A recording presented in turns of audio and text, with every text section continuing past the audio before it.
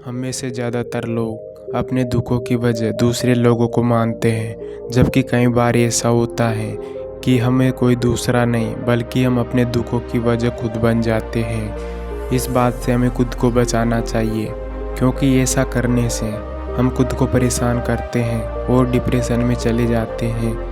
ऐसी एक कहानी गौतम बुद्ध की भी है, जो हमें अपने दुखों की वजह खुद न बनने के लिए प्रेरित करती है। एक बार गौतम बुद्ध एक नगर में घूम रहे थे।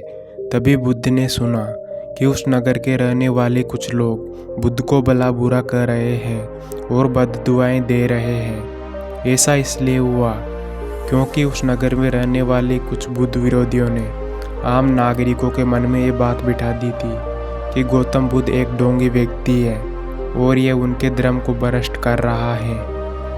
इसी वजह से उस नगर में रहने वाले लोग बुद्ध को पसंद नहीं करते थे और उनको अपना दुश्मन मानते थे। बुद्ध ने जब उन नगरवासियों के उलाहना को सुना तो वह एक कोने में शांति के साथ खड़े हो गए और उनकी बुरी बातों को आराम से सुनते रहे। इस दौरान बुद्ध ने कोई प्रतिक्रिया नहीं दी। कुछ देर बाद जब नगरवासी बुद्ध को भला बुरा कहते हुए थक गए और चुप हो गए, तो बुद्ध ने उन नगरवासियों से कहा, क्षमा चाहता हूँ, अगर आपकी बातें ख़त्म हो गई हो तो मैं यहाँ से जाऊँ। ये सुनकर उनको बुरा कहने वाले लोग बहुत ही आश्चर्यचकित हुए।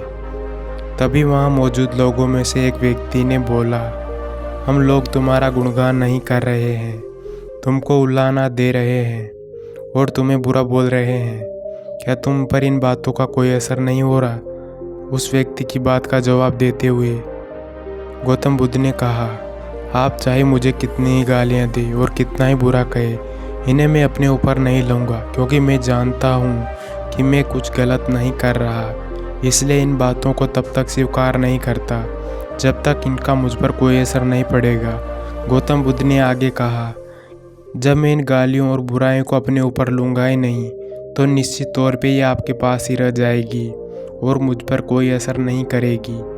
गौतम बुद्ध की यह कहानी हमें यह शिक्षा देती है और इस बात के लिए इंस्पायर करती है कि जब आप गलत नहीं हैं तो किसी की गलत बात और नेगेटिव बातों का असर कभी भी खुद पर नहीं लेना चाहिए, क्योंकि इससे आप अपने ही दुखों की वजह खुद बन सकते हैं।